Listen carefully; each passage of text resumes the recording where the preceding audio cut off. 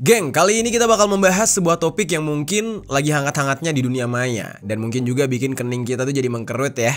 Karena aduh, berurusan sama Amerika lagi. Kalian pernah dengar gak sih geng soal Donald Trump yang suka masang tarif untuk barang-barang impor dari negara lain? Nah sekarang ternyata mereka melakukan hal yang sama, yaitu penetapan tarif Trump terhadap Indonesia, negara kita. Ancaman tarif Trump ini bukan sekedar angka-angka aja, tapi juga cerita rumit di balik diplomasi, intrik geopolitik, dan masa depan perdagangan negara kita. Nah kalian sadar gak sih geng, kalau handphone yang kalian pegang sekarang, elektronik yang kita punya, ya kan, atau baju yang kita pakai, atau bahkan makanan olahan yang ada di negara kita untuk diekspor, sekarang itu nasibnya sedang di ujung tanduk. Donald Trump kembali berulah. Presiden Amerika Serikat ini baru aja ngetok palu tarif impor sebesar 32% nih. Ini pada awalnya nih ya, 32% untuk semua barang di Indonesia. Ya, tinggi banget gitu. Katanya sih karena defisit perdagangan mereka yang bengkak. Nah, Donald Trump juga mengancam mau nambahin lagi tarif 10%, dan ini benar-benar mengkhawatirkan. Nah, apa yang dituju oleh Donald Trump ini? Apakah ini adalah perang atau cemburu politik? Nah langsung aja nih kita masuk ke dalam pembahasannya. Gimana nih keputusannya? Gue yakin beberapa dari kalian udah pernah mendengar tentang pembahasan ini di media-media ya,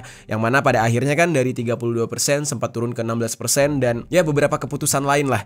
Tapi nanti di sini kalian akan mendengar runutan permasalahannya. Gue akan berusaha menjelaskan sedetail mungkin dan seringan mungkin kepada kalian supaya kita sama-sama paham tentang perihal ini dan juga apa dampaknya untuk kehidupan kita sebagai warga negara Indonesia. Nah, langsung aja kita bahas secara lengkap tentang kasus ini. Halo geng, welcome back to Kamar Jerry.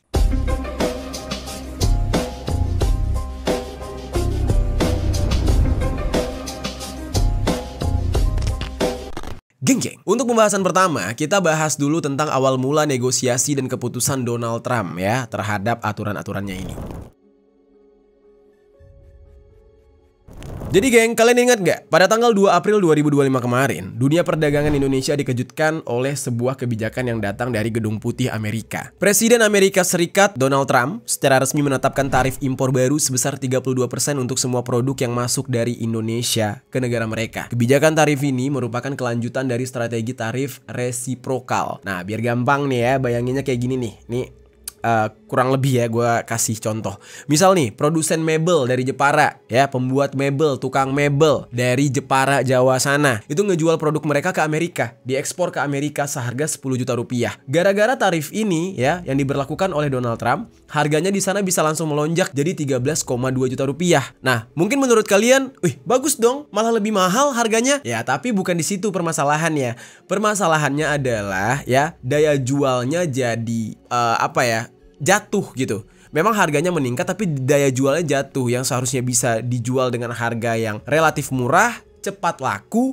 Nah tapi harus dinaikkan harganya dan lakunya susah. Hal ini sama aja kayak dia tuh secara nggak langsung tuh kayak pengen ngehalangin kita jualan gitu. Dan ini adalah persaingan pasar yang juga harus terkena 32% yang dikenakan oleh Donald Trump. Nah namun tenang geng, pemerintah Indonesia di saat itu nggak cuma diam dan nggak cuma menerima begitu aja tentang tarif ini. Nah pemerintah Indonesia langsung mengirimkan utusan untuk bernegosiasi dengan Donald Trump. Nah kenapa demikian? Kenapa ditanggapi serius banget? Pasti kalian akan bilang, ya udah kalau memang Amerika bertingkah nggak usah dijual ke Amerika. Nggak bisa gitu. Karena memang salah satu konsumen terbesar tentang produk-produk ekspornya kita itu ada di sana. Ya, mereka konsumtif untuk barang-barang buatan kita juga. Nah, jadi memang harus banget diurus hal ini. Kalau enggak, kasihan pengusaha-pengusaha dan juga yang kelas UMKM yang menjadi vendor, yang menjadi supplier gitu kan, kasihan. Nanti barang-barangnya jadi nggak bisa kejual. Nah, lalu geng, utusan dari Indonesia yang merespon keputusan dadakan ini, pemerintah Indonesia langsung mengirim mereka. Dan di saat itu, pintu negosiasi pun dibuka dengan Amerika dengan menawarkan beberapa hal. Yang pertama, mengenai penawaran investasi di sektor mineral kritis seperti nikel, tembaga yang penting untuk industri kendaraan listrik, militer, dan teknologi tinggi. Nah jadinya tuh kayak kita tuh mohon-mohon ke Amerika kayak, boleh dong turunin, nanti sebagai gantinya lo boleh invest di pertambangan kita deh gitu. Nah tawaran ini diajukan melalui kemitraan antara Amerika dan Danantara yang dibentuk oleh Presiden Prabowo. Dan mineral kritis seperti tembaga itu sangat dibutuhkan oleh industri elektronik, militer, dan antariksa. Yang kedua ya, tawarannya adalah perihal peningkatan impor produk Amerika. Nah, jadi kayak kita tuh nawar kayak gini, kayak turunin dong tarifnya. Nanti kalian boleh impor lebih banyak deh ke negara kita. Jadi benar-benar kayak memohon-mohon gitu negara kita ke mereka. Dan di dalam negosiasi ini Indonesia bersedia untuk meningkatkan pembelian produk asal Amerika seperti kacang kedelai dan juga gandum.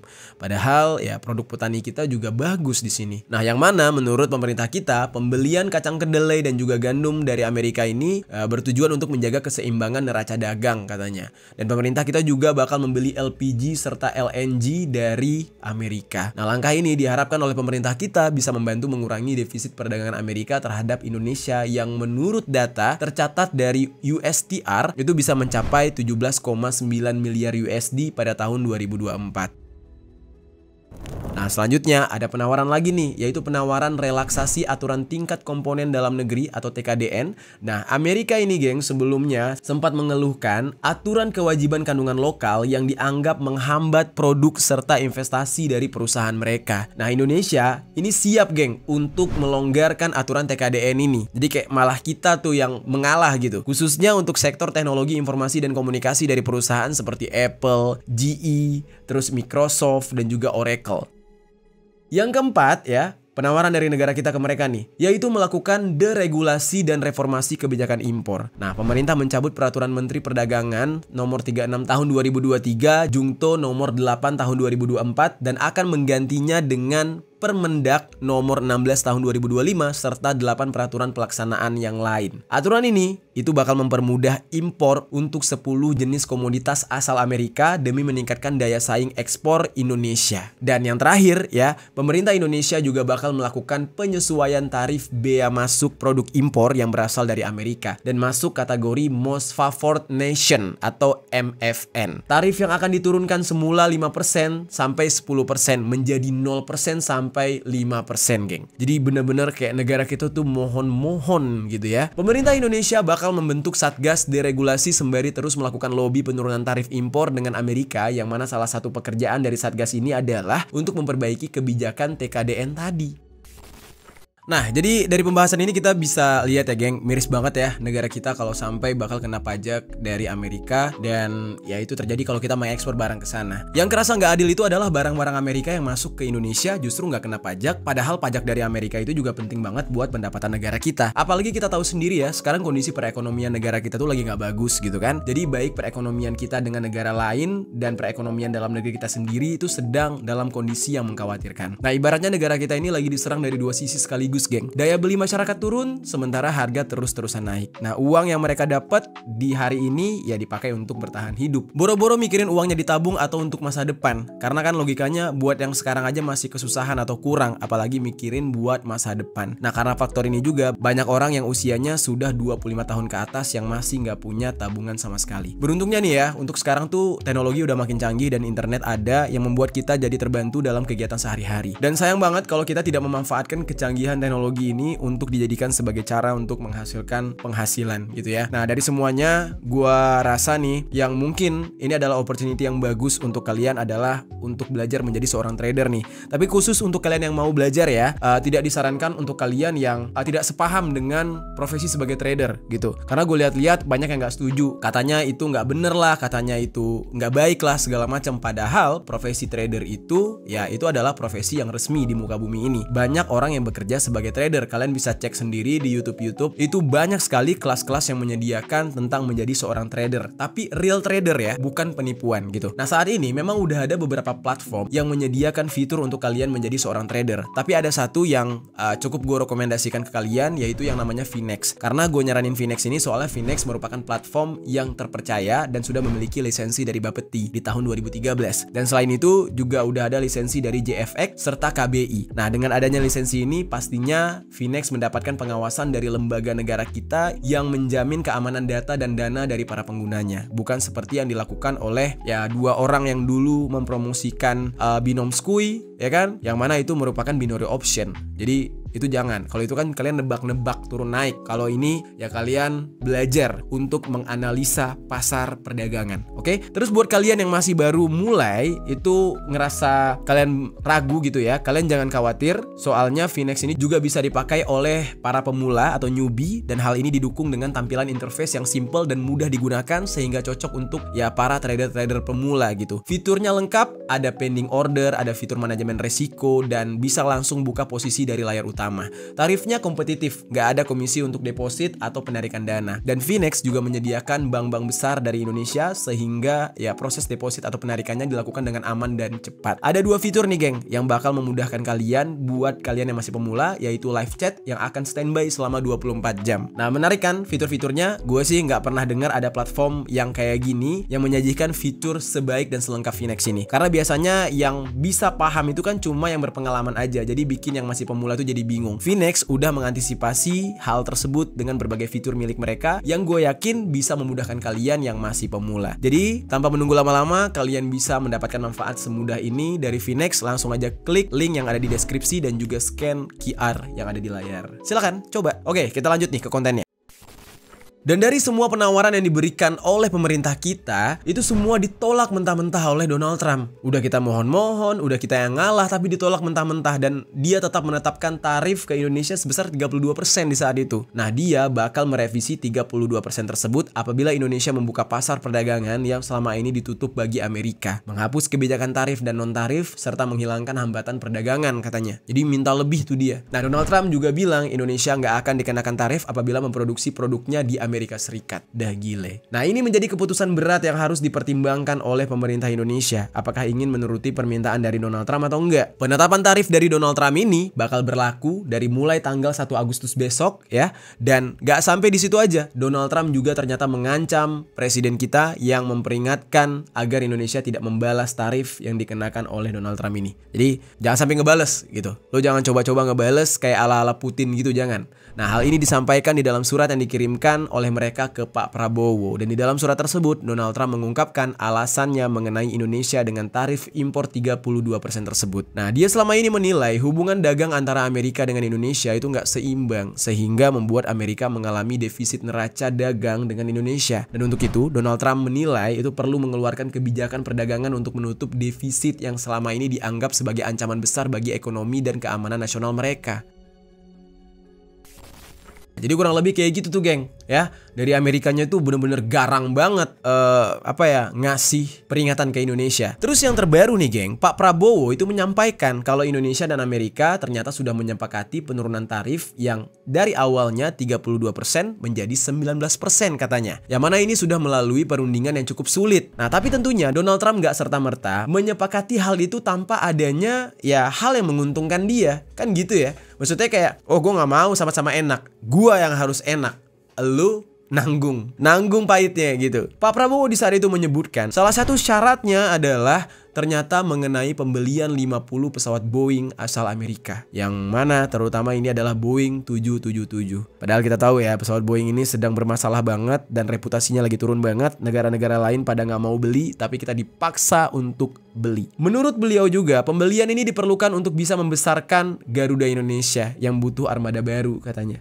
Begitu juga dengan komoditas lain seperti gandum, kedelai, serta migas yang memang masih memerlukan bantuan impor dari Amerika. Sampai sekarang gue masih bingung tuh, kedelai aja kita harus impor dari Amerika. Bukankah petani kita, buset, negara kita kan sawahnya banyak, kebunnya banyak, tanah kita lebih subur dari Amerika, kenapa kita harus impor ya? Aneh banget gitu.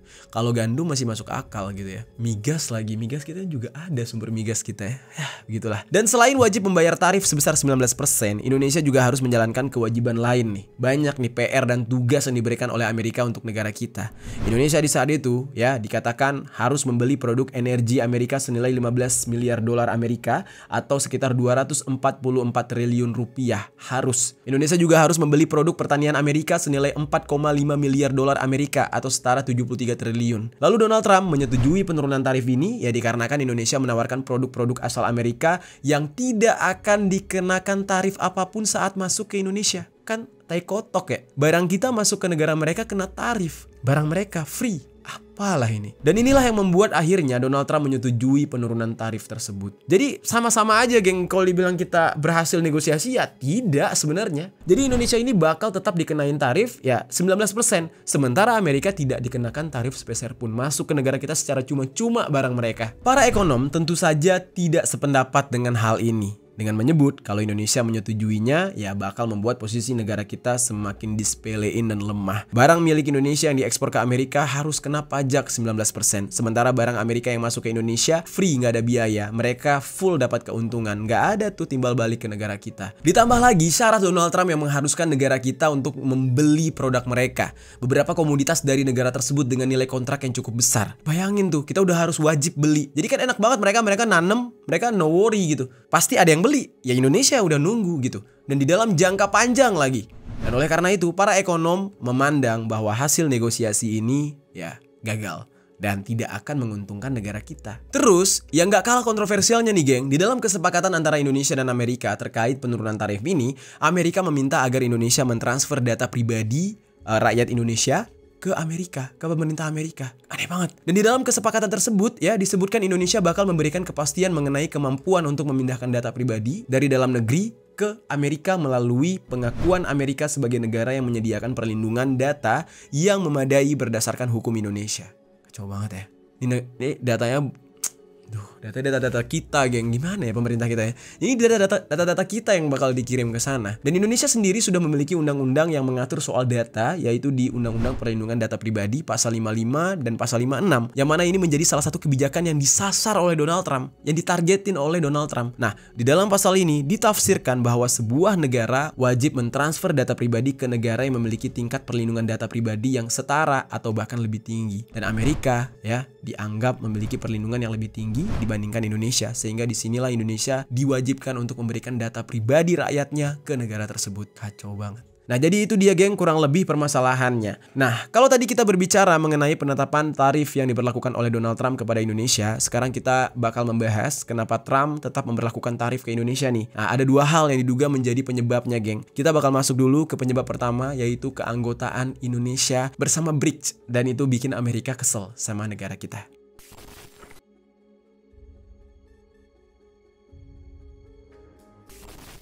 Jadi geng, banyak yang menduga ya, kenapa Donald Trump ini tetap ingin memberlakukan tarif ke Indonesia, itu karena Indonesia join ke BRICS. Dan hal ini itu cukup membingungkan. Kalian sendiri tahu nggak geng, kapan Indonesia bergabung ke dalam BRICS ini? Nah, jadi buat yang belum tahu, kita bahas sedikit ya. Jadi BRICS ini adalah organisasi antar pemerintah yang terdiri dari 10 negara. Di antaranya ada Brazil, Rusia, India, Tiongkok, Afrika Selatan, Mesir, Ethiopia, Iran, Uni Emirat Arab, dan ada Indonesia di sana. Nah, Indonesia tergabung ke dalam BRICS ini itu di tanggal 6 Januari 2025 kemarin. Jadi baru beberapa bulan. Dan ada 3 alasan kenapa Indonesia bergabung, yaitu potensi ekonomi. Peluang pasar dalam BRICS itu berjumlah lebih dari 3 miliar jiwa. Dan produk-produk utama Indonesia seperti minyak kelapa sawit, batu bara, tekstil itu dapat meraih pangsa pasar yang lebih luas di dalam BRICS dengan keberadaan New Development Bank atau NDB ya. Indonesia dapat mengakses pendanaan untuk proyek infrastruktur strategis. Nah, apalagi BRICS ini kan dia punya mata uang sendiri nanti, geng. Jadi ibaratnya tuh gini, geng. Indonesia tuh mau bergabung dengan BRICS karena kita itu kan salah satu negara produsen juga ya. Kita banyak hasil alam kita. Yang susah dicari itu pembelinya, ya kan? Kalau hasil alamnya banyak tapi nggak ada yang beli, ujung-ujungnya apa? Hasil alamnya ya busuk. Ya kan? Dan ketika ada kesempatan bergabung dengan BRICS, yang mana di dalamnya itu ada Rusia, ada Tiongkok ya, Cina, ada Brazil, ada India, itu kan rakyatnya banyak ya. Jadi kita punya pasar yang baru untuk menjual barang-barang hasil bumi kita. Itu tujuannya. Potensi lain di dalam hal kerjasama teknologi yaitu untuk mengembangkan sektor teknologi digital dan energi terbarukan. Nah, terus yang kedua itu ada diversifikasi mitra dagang, peluang untuk membangun hubungan dagang yang lebih luas dan beragam lagi. Contoh dengan India nih, guna memperkuat sektor tekstil dan IT. Dengan Rusia dapat mengimpor teknologi pertahanan yang lebih murah, ya kan? Ya, mau gimana? Kita kalau ngomongin senjata, Rusia senjatanya udah canggih-canggih. Kalau kita berteman dan berkelompok dengan mereka, ya bisa beli harga teman gitu kan. Dengan India juga sama. Tekstil dari India juga gila-gila.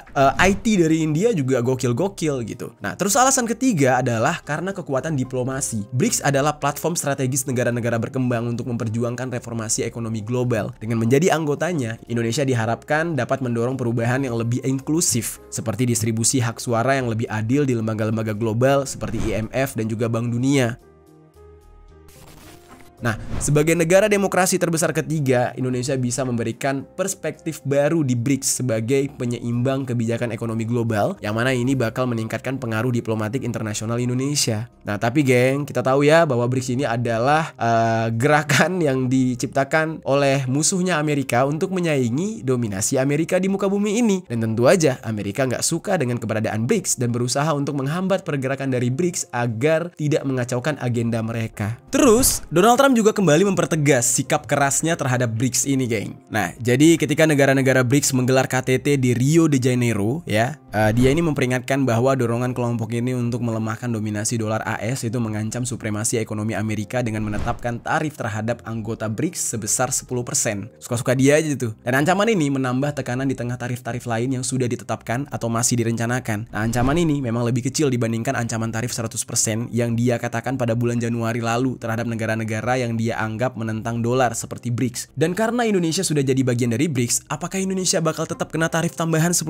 itu? Nah, ini masih belum dipastikan. Kalau sampai kena berarti 19% tambah 10% jadi 29%. Sama aja gitu kan? Nah, tapi geng, tentunya ini menjadi situasi yang sangat merugikan bagi Indonesia. Padahal keanggotaan Indonesia di BRICS ini belum lama, baru beberapa bulan. Dan ya, selemah itu kayaknya negara kita di mata mereka ya. Dan karena baru bergabung ini, bisa jadi Indonesia adalah negara yang paling lemah dianggap oleh mereka di antara negara-negara BRICS lainnya. Dan Menteri Sekretaris Negara yaitu Pak Prasetyo Hadi bilang penetapan tarif 10% bagi anggota BRICS yang juga dikenakan ke Indonesia dianggap sebagai bagian dari keputusan Indonesia kalau Indonesia bergabung dengan BRICS ya. Sehingga penetapan tarif ke Indonesia itu dianggap sebagai sebuah konsekuensi yang harus diterima oleh pemerintah kita. Meskipun begitu, Prasetyo Hadi memastikan bahwa Indonesia tidak akan meninggalkan BRICS. Kita udah bulat tekadnya tetap harus bersama BRICS. Dan terlepas imbas kenaikan tarif tambahan dari Presiden Amerika Donald Trump, ya negara kita nggak peduli. Nah itu geng, untuk alasan pertama tuh kenapa Donald Trump kayak marah banget ke negara kita. Sekarang kita akan masuk ke dalam alasan kedua, yaitu terkait kekosongan Duta Besar Indonesia untuk Amerika. Apakah Dubes perannya sepenting itu untuk bisa menurunkan tarif Trump ke Indonesia? Sehingga akhirnya negosiasi kita alot banget. Nah sekarang kita bakal bahas soal ini.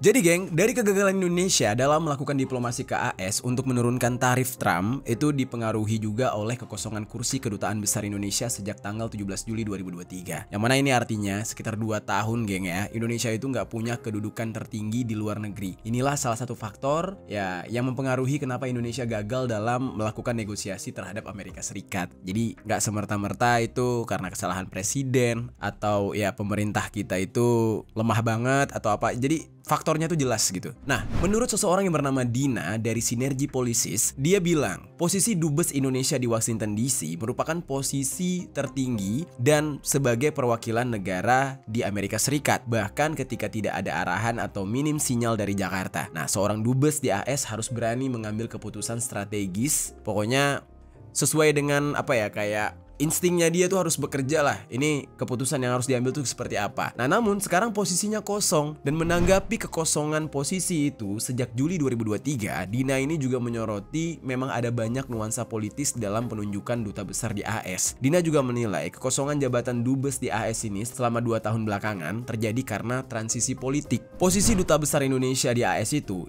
sangat bergengsi sebenarnya. Selain menghindari dari terjadinya dualisme antara Dubes Indonesia di AS dan siapapun yang menjadi menteri luar negeri, ya Dina ini juga menyebutkan Presiden Jokowi juga ingin menempatkan orang di sana dari sisi politis. Ya dari dulu, dari semenjak Presiden Jokowi lah, sebelum sekarang dijabat oleh Presiden Prabowo. Dan karena tidak memiliki duta besar di Amerika, dalam melakukan negosiasi, Indonesia pada akhirnya membentuk tim negosiasi yang dipimpin oleh Menteri Koordinator Bidang Perekonomian, yaitu Pak Airlangga Hartarto. Nah, kalau seandainya Indonesia masih terus tidak memiliki dubes di Amerika, maka negosiasi yang akan dilakukan selanjutnya oleh Indonesia menjadi terhambat. Sebab dubes itu lebih mengetahui bagaimana kondisi Amerika dan bagaimana langkah-langkah yang akan diambil oleh Amerika bagi Indonesia. Sehingga dengan informasi yang didapatkan oleh seorang dubes akan membantu untuk menyusun strategi terbaik agar bisa berdiplomasi dengan Amerika.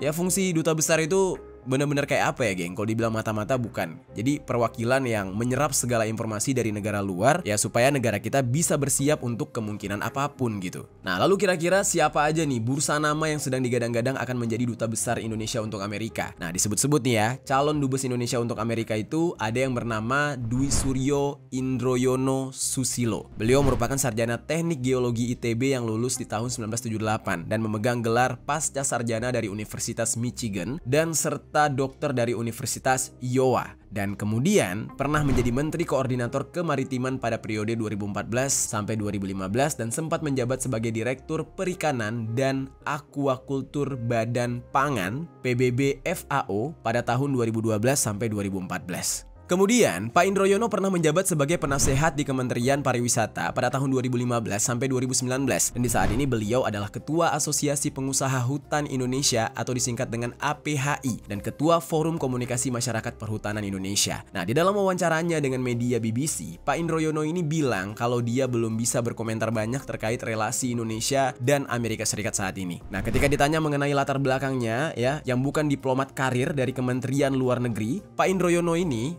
bilang kalau dia berpengalaman sebagai direktur senior di FAO. Oke, ya gitulah ya, kekosongan duta besar. Jadi salah satu alasannya. Dan ternyata udah ada calonnya nih. Tapi entah kenapa ya lama banget gitu dipilihnya. Ya nanti kita tunggu aja lah, semoga segera ada duta besar Indonesia untuk Amerika supaya permasalahan kayak gini nih nggak terjadi lagi. Nah, saat ini nih geng, tarifnya Trump itu kan sudah diturunkan gitu ya. Nah, apakah ini akan membawa dampak positif atau justru lebih negatif lagi bagi negara kita? Sekarang kita bakal masuk nih ke dalam pembahasan mengenai dampak dari tarif Donald Trump ke Indonesia ini, geng.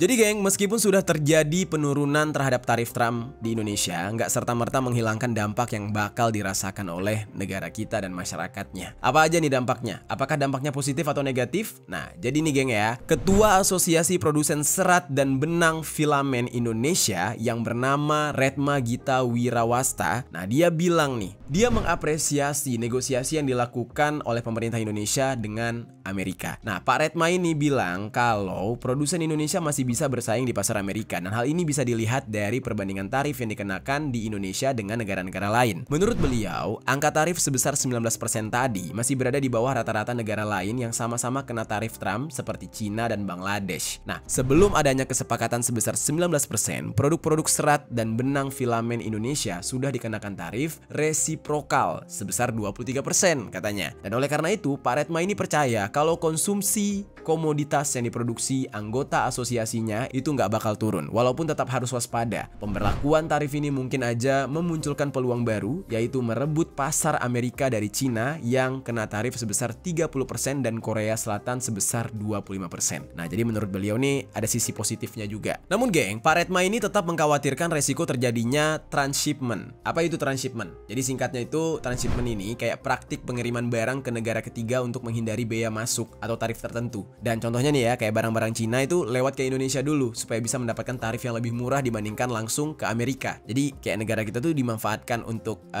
nyaluk doang gitu. Kita mampirin ya barang kita dari Cina ke Indonesia, ntar dari Indonesia baru dikirim ke Amerika. Supaya apa? Supaya tidak terkena tarif 20-23% tadi. Karena kalau dari Indonesia cuma 19%. Gitu tuh, kecurangannya bakal muter-muter tuh. Dan praktik ini dikhawatirkan bisa membuat impor di Indonesia melonjak. Ya karena kan impor dari Cina tuh masuk ke Indonesia dulu ya, walaupun nanti bakal jalan ke Amerika, tapi kan mampir di Indonesia dulu, nggak mungkin nggak ada yang nyangkut gitu. Dan kalau praktik ini dilakukan dan diketahui oleh pihak Amerika, maka resikonya bisa membuat tarif resiprokal yang ditetapkan untuk Indonesia ya bakal berubah lagi. Kalau ketahuan kayak Amerika langsung, lo kok curang sih bantu-bantu Cina ya kan? Ya udah kita naikin nih, lo lebih mahal dari Cina. Pihak Cinanya ngapain? Ya dia tinggalin aja Indonesia. Ya udah nggak usah di Indonesia lagi. Kita cabut cari negara yang lebih rendah daripada Indonesia tarifnya. Yang nanggung tuh kita. Itu yang bahayanya. Yang mana ini kemungkinan besar ya permasalahannya tuh bakal lebih runyam. Terus geng, permasalahan kedua yang mungkin bisa terjadi adalah praktik dumping, yaitu nilai ekspor filamen Cina ke Amerika berada di atas 5 miliar dolar Amerika. Begitu kena tarif yang tinggi, kelebihan stok produksi filamen mungkin aja masuk ke Indonesia dan dampaknya Indonesia bakal kelebihan barang-barang asal Cina yang lebih banyak lagi jika hal ini sampai terjadi. Ya kita tahu ya, negara kita kan main tampung-tampung aja gitu. Ketika Cina nggak bisa jual barang mereka ke Amerika, itu kan sisanya banyak tuh. Daripada numpuk jadi bangke, biasanya bakal dibuang ke negara kita, negara konsumtif ini. Sekarang lihat aja Indonesia. Kalau kalian mau lihat wajah Indonesia, kalian ke Jakarta deh. Lihat aja tuh gimana mobil sekarang gila-gilaan. Ya, mobil buatan Cina itu sudah memadati jalan-jalan Jakarta. Dan Jakarta saat ini, gue bisa bilang tuh kayak super duper macet. Kalau kita berbicara nggak macet bukan Jakarta namanya. Iya, dari dulu Jakarta macet, tapi untuk saat ini macetnya udah nggak ngotak, geng. Karena kenapa? Barang-barang ekspor dan diimpor ke negara kita dari Cina itu benar-benar udah nggak kebendung. Mobil makin banyak ditambah dengan mobil listrik, jadi jalan semakin padat. Nah, itu yang bakal terjadi nanti.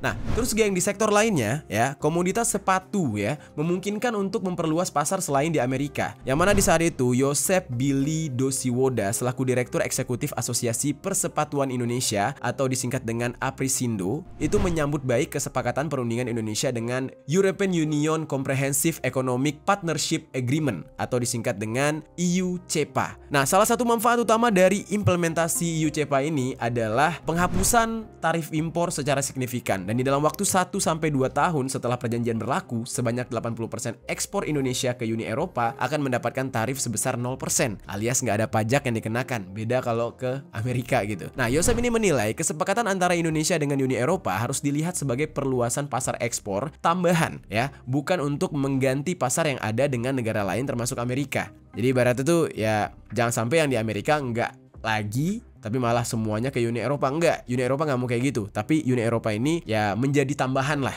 Jadi meskipun mendapatkan tarif, ya Indonesia nggak perlu untuk mengganti pasar Amerika dengan negara lain sebab masih ada peluang untuk mendapatkan keuntungan di pasar Amerika itu. Nah, justru Indonesia harus menambah pasar di negara-negara lain supaya pendapatannya jauh lebih besar. Dan kemudian nih geng, menurut keterangan dari Esther Sri Astuti selaku Direktur Eksekutif Institute for Development of Economics and Finance atau disingkat dengan INDEF, meskipun ada keyakinan kalau produsen Indonesia masih bisa mendapatkan keuntungan di tengah-tengah pemberlakuan tarif Trump, masih ada ancaman PHK terhadap karyawan yang bekerja di berbagai sektor industri yang mengekspor barang ke Amerika. Sebab kenaikan tarif yang ditetapkan oleh Amerika akan langsung diikuti dengan kenaikan harga komoditas di tingkat pembeli. Dampaknya nih ya bakal mengurangi permintaan terhadap produk tersebut. Ya kalau itu terjadi, perusahaan bisa-bisa mengalami resesi yang kemudian bisa menyebabkan layoff tenaga kerja alias PHK. Dan IMF memprediksi ya, angka pengangguran di Indonesia bakal meningkat dari tahun sebelumnya. Wah gila, tahun ini aja udah hancur banget. Gimana kalau nambah tuh penganggurannya? Dan di tahun 2024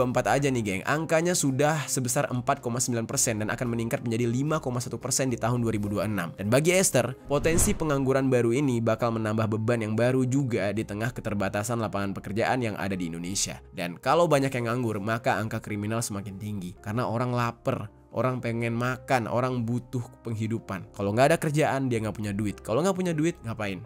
Ya kalau nggak nikam orang, jadi maling, jadi apa? Nah, makin serem negara kita kalau kayak gitu. Terus geng, apa yang bisa dilakukan oleh pemerintah kita nih? Nah, untuk bisa menangani ancaman terhadap tarif Trump ini, pemerintah bisa memberikan subsidi transportasi pengiriman barang dari Indonesia. Dan selain itu, diversifikasi pasar komoditas dan meninjau kembali pembangunan sektor industri yang dibutuhkan. Menurut Esther juga, ada sektor lain yang bisa dikembangkan oleh pemerintah untuk bisa menghasilkan pendapatan di luar industri manufaktur, seperti sektor pertanian, serta pariwisata. Dan kalau pemerintah serius dalam mengurus transportasi serta infrastruktur ke arah destinasi wisata, hal ini pastinya bakal menarik devisa yang lebih banyak dari para turis yang berkunjung ke Indonesia. UMKM juga pastinya bakal mendapatkan keuntungan juga, geng. Nah, pertanyaan selanjutnya nih ya, apakah dengan penerapan tarif yang lebih rendah ini bisa membuat negara kita lebih dilirik oleh investor asing. Ya, nggak bisa dikatakan kayak gitu juga. Gue coba kasih perbandingan nih. Indonesia tuh dapat tarif 19%, hanya selisih 1% dari Vietnam. Negara yang dikenal bisa banyak menarik investor asing karena memberlakukan tax holiday-nya. Yang mana mereka di dalam case ini, mereka itu terkena 20%, ya, beda 1% sama negara kita. Dan itu angka yang kecil, sehingga nggak serta-merta tarif yang lebih kecil dibandingkan Vietnam ini bisa membuat investor lebih mengutamakan berinvestasi ke negara kita. Ada banyak pertimbangan bagi investor untuk menanam modal di sebuah negara, namun yang paling utama adalah upah tenaga kerja yang lebih terjangkau serta kemudahan iklim berinvestasi. Nah, untuk bisa membuat Indonesia lebih dilirik lagi, ya perlu adanya pembenahan iklim investasi bagi para investor agar investor itu merasa kalau Indonesia itu memperdulikan kenyamanan dan keamanan para investor ketika menanam modal di negara kita. Tapi kayaknya untuk yang satu ini agak mustahil ya. Ya, kita lihat aja salah satu contohnya soal pemalakan dari ormas yang pernah kita bahas di konten gua kemarin, yang sampai membuat investor tuh jadi resah dan takut karena ya dipalakin mulu gitu. Nah, semisalnya itu dibenahi, ya pastinya bakal menambah kepercayaan para investor. Tapi kalau enggak, ya nggak usah berharap deh. Nah, lalu terkait soal transfer data, ya, yang katanya data masyarakat Indonesia akan ditransfer ke Amerika Serikat secara cuma-cuma. Banyak pihak yang takut ya kalau data-data milik masyarakat akan diberikan secara cuma-cuma ke Amerika dan itu disalahgunakan. Apalagi sampai saat ini Amerika sendiri tidak memiliki hukum yang spesifik mengenai perlindungan data pribadi. Jadi sangat mungkin bagi Amerika nantinya menyalahgunakan data milik warga Indonesia ini. Namun berdasarkan penjelasan dari Hasan Nasbi selaku Kepala Kantor Komunikasi Kepresidenan, tujuan dari transfer data ini adalah bagian dari komersial, bukan agar data milik Indonesia dikelola oleh Amerika, katanya. Nah, transfer data ini menjadi bagian dari pertukaran barang dan juga jasa tertentu antara Indonesia dengan Amerika. Bahkan Pak Hasan Nasbi juga bilang kalau ini bisa jadi bermanfaat, tapi bisa juga jadi hal yang berbahaya sehingga dibutuhkan keterbukaan data itu sendiri. Nah, tapi kan pada akhirnya nih geng ya, nggak bisa menjamin juga apakah data itu bakal aman atau enggak ketika diberikan ke Amerika. Meskipun hanya untuk tujuan berdagang aja, ya kan? Kalau menurut kalian bakal aman atau enggak, geng? Coba deh, kira-kira kebijakan dan syarat-syarat yang diberikan oleh Amerika ke Indonesia itu worth it nggak untuk diambil oleh pemerintah kita? Nah, itu dia geng, ulasan singkat mengenai tarif Trump yang dikenakan ke Indonesia yang akhirnya saat ini sudah turun jadi 19%. Aduh, kalau kayak gini ujung-ujungnya ya kita lagi yang ngos-ngosan ya. Setiap bulan, setiap tahun hasil kerja keras kita ya pajaknya makin aneh-aneh aja. Oke, gimana menurut kalian geng tentang pembahasan kita kali ini? Coba tinggalkan komentar di bawah.